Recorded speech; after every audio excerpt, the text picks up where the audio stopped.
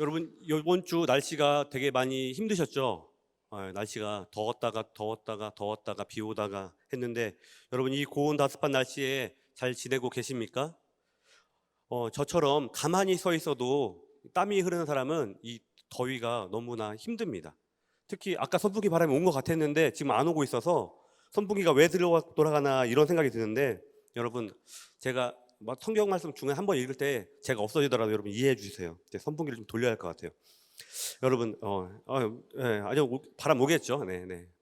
여러분 지난 며칠 전이 초복이었는데 어떻게 맛있는 거 드셨나요?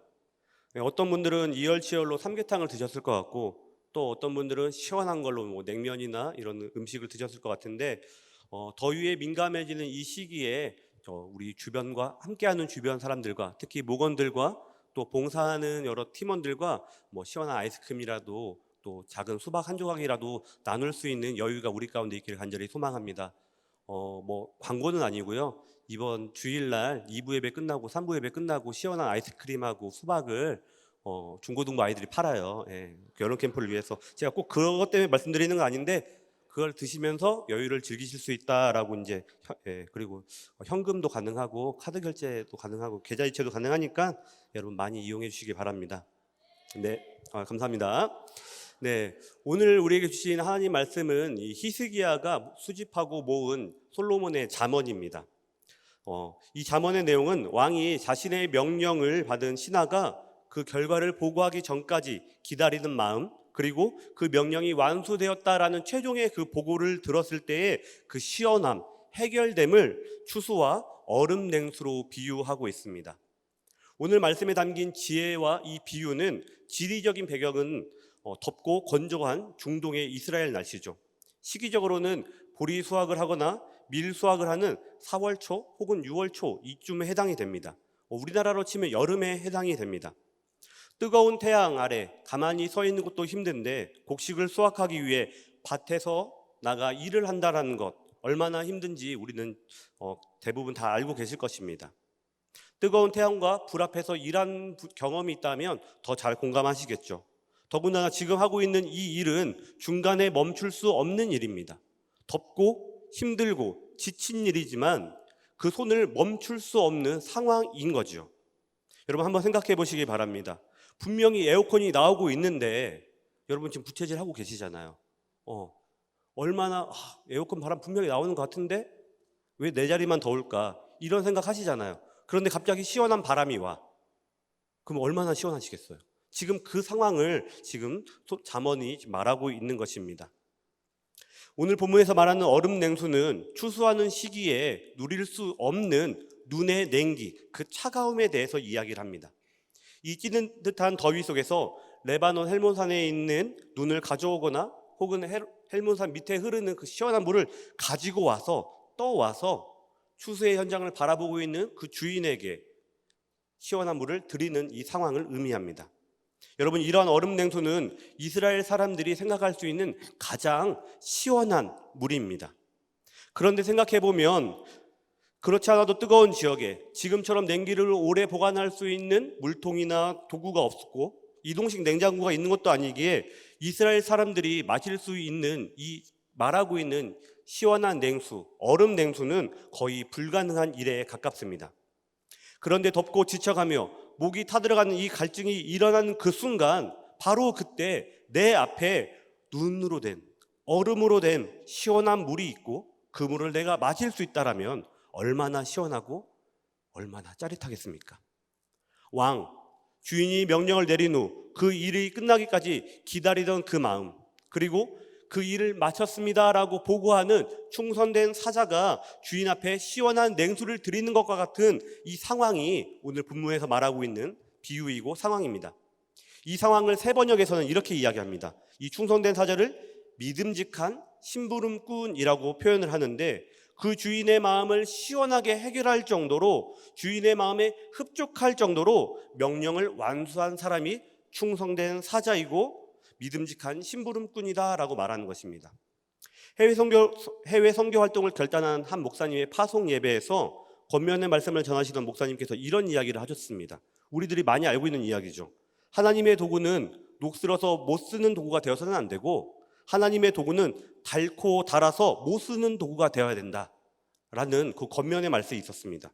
똑같이 못 쓰는 도구이지만 하나는 쓰지 않아서 녹슬어서 못 쓰는 도구가 되고, 또 한 도구는 쓰고 또 써서 닳고 닳아서 더 이상 쓰지 못하는 상황이 되었다라는 이 비유인데, 오늘 잠언에 담고 있는 25장 13절의 말씀과 동일한 것 같습니다. 사랑하는 성도 여러분, 우리는 주님의 그 마음을 시원케 하는 사람이 되어야 될 줄로 믿습니다. 못 쓰는 도구가 아니라, 녹슬어서 못 쓰는 도구가 아니라 너무 많이 써서 닳고 닳아서 못 쓰는 그 상황까지 우리의 마음과 삶이 주님 한 분께 나아가야 될 줄로 믿습니다. 이러한 소망으로 우리가 나아갈 때 오늘 우리 본문에 담겨있는 충성된 이 말이 주님의 마음을 시원케 한다는 게 어떤 의미인지 조금 더 구체적으로 살펴보고자 합니다. 오늘 본문에 기록된 충성이라는 이 단어는 원어로는 피스티스라고 하는데, 그 뜻은 신실하다라는 뜻입니다. 바람직하다, 충직하다, 열심히 하다, 끝까지 하다라는 한글의 의미를 가지고 있죠. 이러한 충성의 의미는 하나님의 음성과 명령을 듣고 그것이 하나님의 음성이며 하나님께서 원하시는 것임을 깨닫고 그것을 이루기 위해 꾸준히 멈추지 않고 노력하는 것에부터 시작이 됩니다. 이러한 충성을 한문으로 보면 더 잘 이해될 수 있을 것 같습니다. 화면으로 우리 충성이라는 글자를 한문으로 한번 보겠습니다. 첫 번째는 충성충이죠. 충성충을 분해하면 마음심과 가운데 중 있죠. 그리고 성은 정성성인데 말씀원과 뭡니까? 성이 무슨 성이죠? 이룰성이죠. 이거를 종합해 보면 우리의 마음이 중심에서부터 왕 대신 하나님의 음성을 듣고 그 음성대로 그대로 이루어가는 것이 충성이라는 것입니다. 내 생각, 내 판단, 내 경험이 투영되는 것이 아니라 명령하신 하나님의 그 말씀 그대로, 하나님께서 말씀하신 그 방법대로 움직이고 나아가는 것, 그렇게 해서 하나님의 마음, 주님의 마음을 시원케 하는 것이 우리들이 해야 될 모습이고 삶이라는 것입니다. 성경 말씀을 보면 하나님의 말씀을 받은 수많은 사람들이 기록되어 있었습니다. 그런데 그 많은 사람들 중에서 누군가는 하나님의 말씀을 그대로 이루어드렸고, 또 어떤 사람들은 이루어드리지 않은 모습도 기록되어 있습니다. 오늘은 어떤 사람이 하나님의 말씀을 동일하게 들었지만 그 말씀을 그대로 이루은 것에 대해서만 먼저 나누고자 합니다.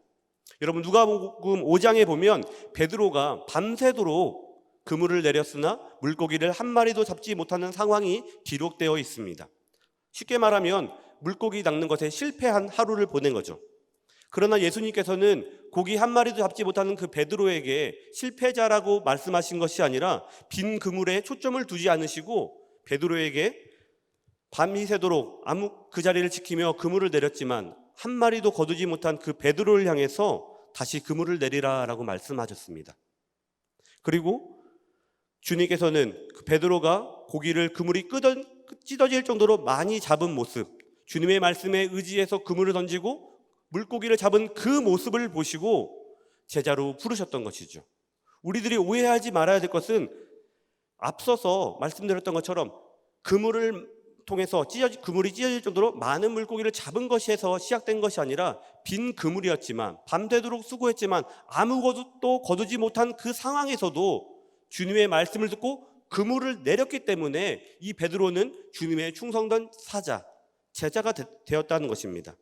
만약 주님께서 베드로가 처음부터 그물을 통해서 물고기를 많이 잡은 걸 보고 이 베드로라는 사람이 실력이 좋구나, 내가 이 사람을 그냥 물고기만 잡는 사람이 아니라 사람을 낚는 업으로 사용해야겠다라고 부르셨다면, 만약 그가 성공한 모습을 보고 제자로 부르셨다라고 하면 우리의 성경은 많이 달라졌을지도 모릅니다.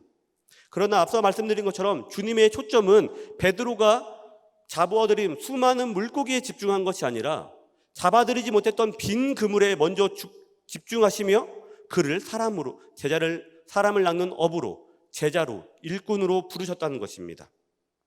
사랑하는 성도 여러분, 주님께서는 우리에게 결과를 통해서, 결과를 보고 우리를 제자로, 그리스도인으로, 일꾼으로 부르는 게 아니라는 것을 여러분, 우리는 꼭 기억해야 됩니다. 바라던 학교와 직장에 합격했다고 해서 사업에 성공하고 넓은 집으로 이사했다고 해서 어려움과 걱정 없이 탄탄대로를 걸었다고 해서 우리는 그리스도의 일꾼이 되는 것이 아니라 하나님의 관점은 우리가 얼마나 많은 승리를 거두고 하나님의 은혜를 누렸는가에 집중되는 것이 아니라 우리가 승리하기 전에 하나님과 동행했는가, 우리가 실패했을 때에도 좌절했을 때에도 하나님과 동행하는 삶을 살았는가, 이것에 하나님의 관점과 초점이 있다는 것입니다. 우리가 승리했을 때에도 우리가 실패했을 때에도 그 결과에 따라서 하나님의 부르심이 결정되는 것이 아니라 하나님은 우리를 향해서 실패했을 때에도 바라보고 계셨고 우리가 좌절했을 때에도 우리를 바라보고 계시다는 것, 여러분 꼭 기억하시길 바랍니다. 하나님께서 일꾼을 부르시고 사용하는 기준은 세상과 물론 다릅니다. 당연히 다를 수밖에 없죠. 그래서 우리 그리스도인들은 이 말씀이, 내가 행하고 있는 행동이 하나님의 뜻에 합당한 행동인가, 하나님이 주신 말씀대로 내가 하고 있는 것인가를 먼저 판단해야 된다는 것입니다. 그것을 받아들이고 인정해야 된다는 거죠. 내가 아무리 생각해도 이 방법은 아닌 것 같아. 만약 누가복음 5장의 베드로가 밤새도록 고생했지만 갑자기 웬 사람이 나타나서 그물을 내리라고 했을 때 그 말을 믿지 않았다면, 그 말을 따르지 않았다면 이 베드로는 주님의 제자가 될 수 있었겠습니까? 주님의 말씀을 따르는, 전하는 사람이 될 수 없었겠죠.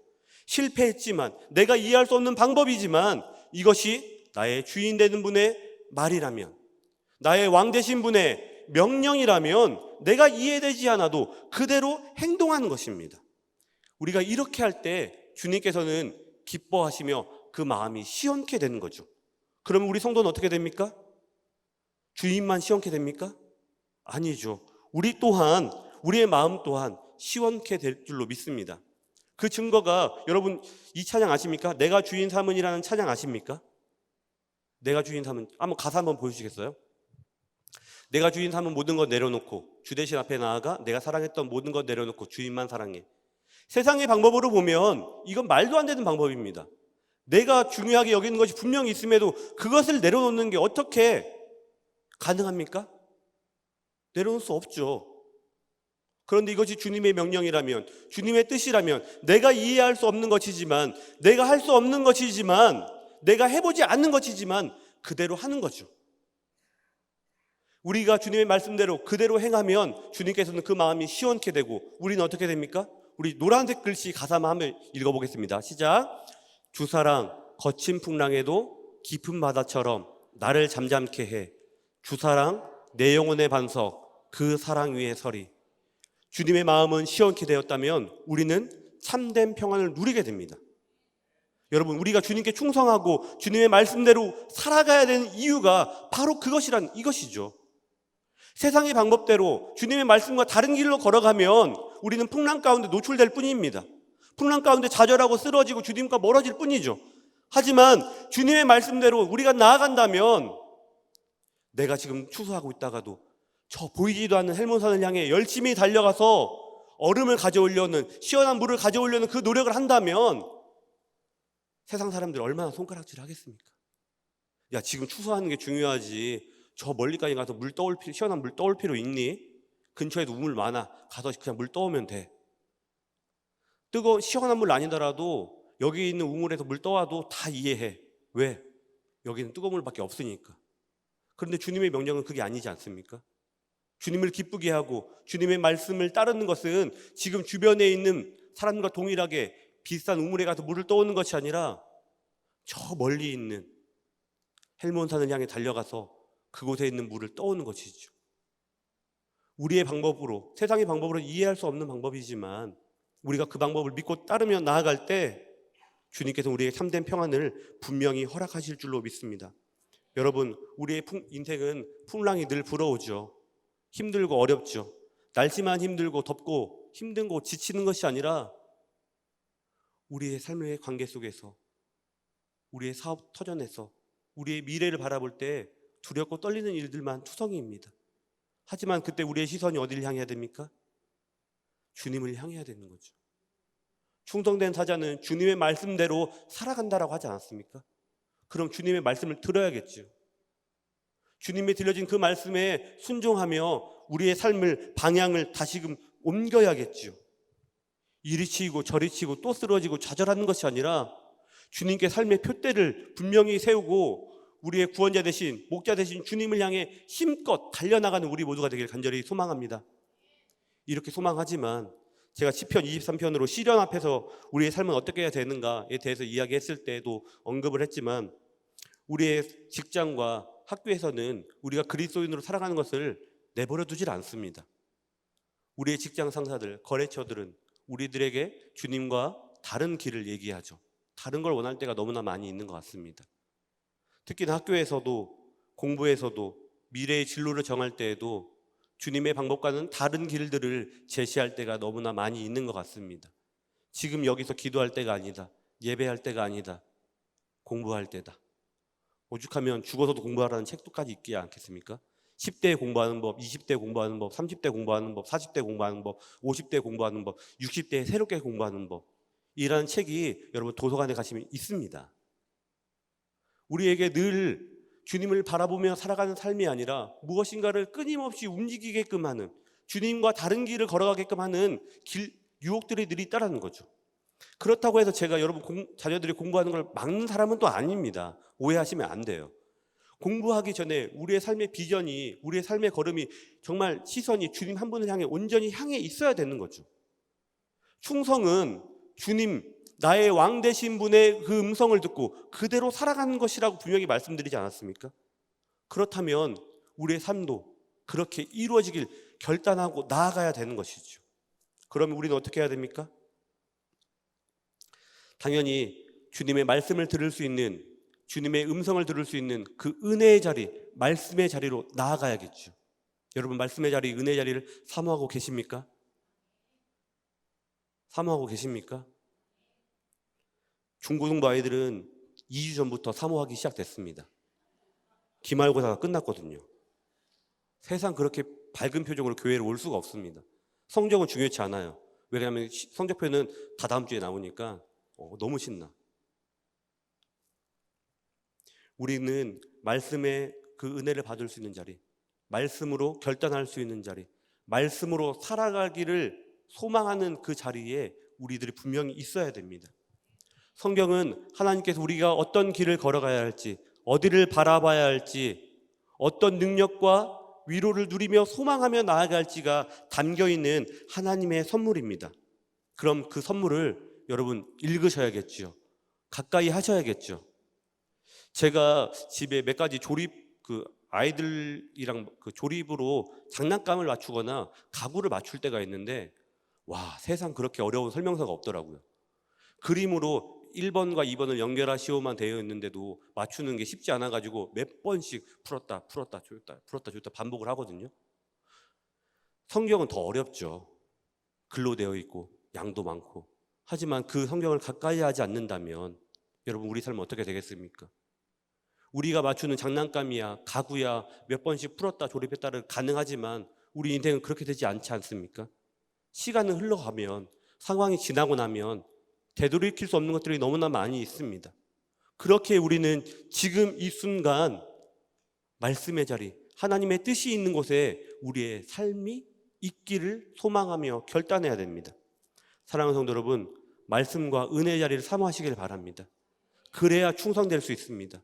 그래야 주님의 마음을 시원케 할 수 있습니다. 그래야 우리의 삶이 세상이 대신할 수 없는 참된 평안을 누릴 수 있게 되는 거죠. 충성이라는 말 속에는 한 번만 충성한다라는 의미가 있는 것이 아니라 지속적으로 끊임없이 충성한다라는 의미를 가지고 있습니다. 왜 그러냐면 당연히 왕 되신 분께서, 주인 되신 분께서 명령하신 것이 이루어지는 그때까지 우리는 계속해서 노력을 해야 되기 때문입니다. 지속적으로 충성했던 구약의 대표적인 한 인물이 있습니다. 엘리사인데요. 엘리사 2장 9절에 보면 엘리사는 엘리야를 향해서 당신의 성령이 하시는 역사가 갑절이나 내게 있게 하소서 하는지라라고 소원을 말합니다. 여기에서 갑절이라는 것은 단순히 2배가 아니라 이 사람이 하고 있는, 엘리야가 누리고 있는 것이 멈추어지지 않고 끊어지지 않고 나에게도 동일하게 누려지고 은혜가 임하기를, 그 능력이 임하기를 바라는 마음으로 말하고 있는 그 소원이죠.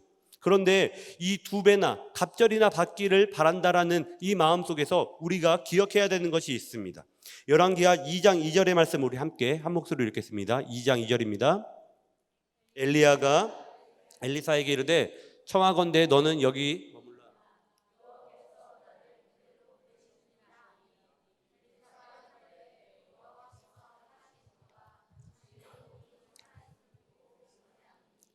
내가 당신을 떠나지 아니하겠나이다 하는지라. 이에 두 사람이 베델로 내려가니. 열왕기하 2장 2절에서 스승 엘리야는 엘리사에게 그만하면 됐다, 넌 여기 머물라 라고 말합니다. 그러나 신실했던 종 엘리사는 내가 당신을 떠나지 않겠습니다 라고 말하며 스승인 엘리야를 따라 베델로 내려갑니다. 그리고 이 상황은 지명만 달라질 뿐 성경에 계속해서 2번 더 등장을 합니다. 성경은 왜 같은 사건을 3번이나 반복하며 기록하는 것일까요? 그 이유는 하나님께서는 엘리야의 후계자로 엘리사가 선정되는, 세워지는 그 과정에서 끝까지 충성하는 그의 모습을 주목하신 것이기 때문입니다. 스승인 엘리야가 아무리 반복해서 이제 그만 따라오라 라고 말한다고 해서 엘리야는 말했다 하더라도 엘리사는 끝까지 내가 당신을 따르겠습니다 라고 말합니다. 그리고 길갈에서 베델로, 베델에서 여리고로, 여리고에서 요단으로까지 스승을 따라갑니다. 그리고 따라간 후에 주의 성령이 임하고 성령을 주의 사도로서, 엘리야의 후계자로서 세워지게 됩니다. 끝까지 충성하는 이런 엘리야의 모습에서 우리는 지속적으로 충성하는 뜻인 이 피스티스, 충성의 그 뜻을 바르게 잘 이해할 수 있을 것입니다. 충성은 한 번만 하는 것이 아니라는 것이죠. 이루어질 때까지 끝까지 반복해서 행해야 된다라는 것입니다. 성도 여러분, 교회를 다니시면서 몇 가지의 봉사를 하고 계실 겁니다. 어떤 분들은 한 가지 혹은 2-3가지 것들을 하시는 분도 계실 텐데, 우리가 봉사를 하는 이유는 여러 가지가 있겠지만 교회를 섬기고 더욱더 교회가 더 건강하기 위해서겠죠. 그런데 봉사를 하다 보면, 섬기다 보면 우리의 상황과 환경이 맞춰지지 않아서 조금은 멀어질 때가 있을 때가 종종 있습니다.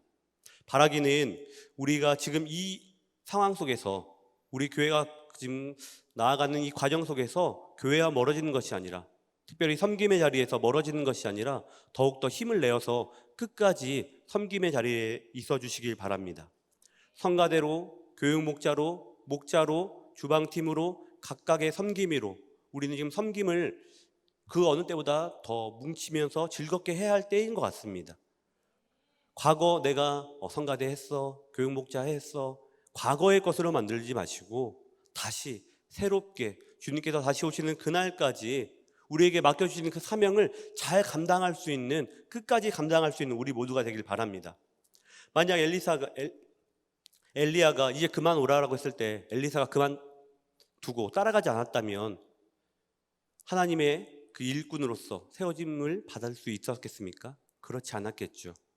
사랑하는 성도 여러분, 다시 한 번 더 우리의 삶이, 우리의 충성이 주님께서 다시 오시는 그날까지 이어지길 간절히 소망합니다. 신학교 입학식과 졸업식에서는 이런 찬송가가 꼭 불러집니다. 찬송가 323장인데요. 부름받아 나선이 몸 어디든지 가오리다 라는 찬송을 부릅니다.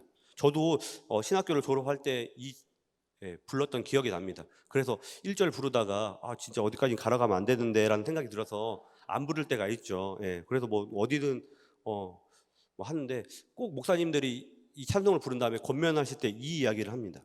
이 이야기를 하셨어요. 몸이 힘들다고, 상황이 어렵다고, 거리가 멀다고, 거기만은 못 가겠다고 하지 말고 정말 어디든지 가는 신학생들이 되길 바란다 라고 말씀하셨는데, 신학생들만 가면 안 되겠죠. 성도님들도 같이 가셔야겠죠. 주방도 가셔야 되고요, 주차장도 가셔야 되고요, 안내위원도 하셔야 되고요. 섬길 때가 얼마나 많은지 여러분 아시죠? 저만 알고 있나요? 교회에는 여러분의 손길과 섬김이 분명히 필요합니다. 그래서 주님께서는 우리들에게 여러 가지 각자 상황에 맞춰서 사명을 주셨죠. 그 사명을 우리 상황과 환경에 따라서 선택했다 내려놨다, 선택했다 내려놨다 하는 것이 아니라 다시 한 번 더 결단하고 부름받아 나서니 몸 무엇이든 주님의 영광을 위해서, 교회를 위해서 열심을 다하겠습니다라는 충성된 사자가 우리의 신앙 고백, 우리의 믿음의 고백 되기를 간절히 소망합니다. 여러분, 잠언 25장 13절의 말씀 우리 다시 한 번 더 읽어보겠습니다. 잠언 25장 13절입니다. 충성된 사자는 그를 보낸 이에게 마치 추수하는 날에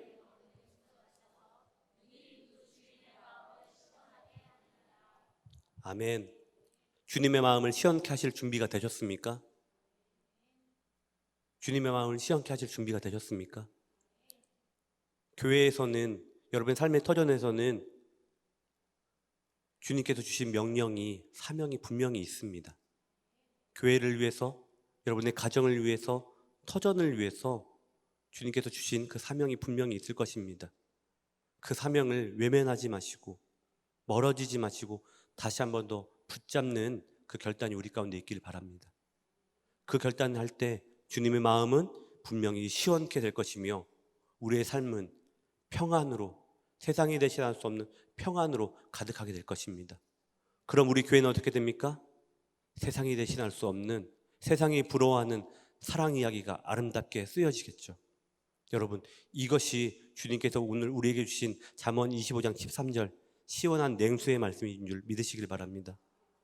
우리의 삶의 형편과 상황은 다르지만 주님을 위해서, 교회를 위해서 다시 한 번 더 마음을 결단하고 주님께 나아가는 우리 모두가 되길 간절히 소망합니다.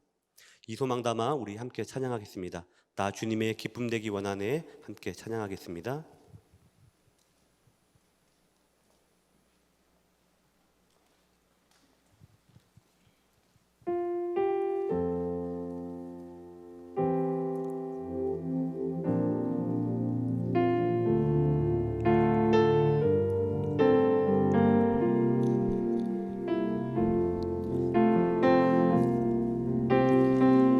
주님의 기쁨 되기 원하네. 그 마음을 새롭게 하소서. 새 무대가 되게 하여 주사.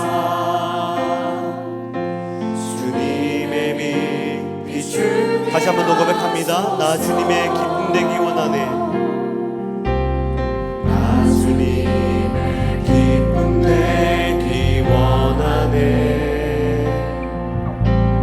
마음을 새롭게 하소서. 새 무대가 되게 하여 주사. 주님의 빛 비추게 하소서.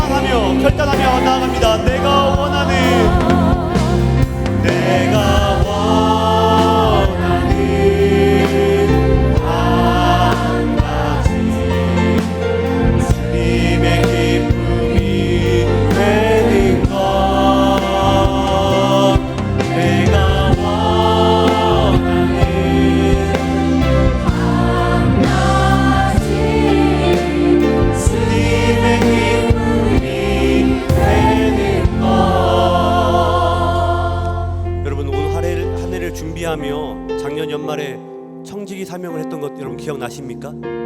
주의 영광을 위해, 교회를 위해 내가 주님께서 맡겨주신 사명을 위해 열심을 다하겠습니다 라는 그 고백들, 그 결단 기억나십니까? 교회는, 주님의 나라는 우리의 섬김과 우리의 열정을 통해 이루어집니다. 우리가 주님을 멀리할수록, 말씀을 멀리할수록, 사명을 멀리할수록 하나님의 나라는 그 빛이 쇠하게 될지도 모르며 교회는 흔들릴 수밖에 없습니다. 사랑하는 성도 여러분, 이 시간 주님, 제가 주님의 기쁨 되기를 원합니다.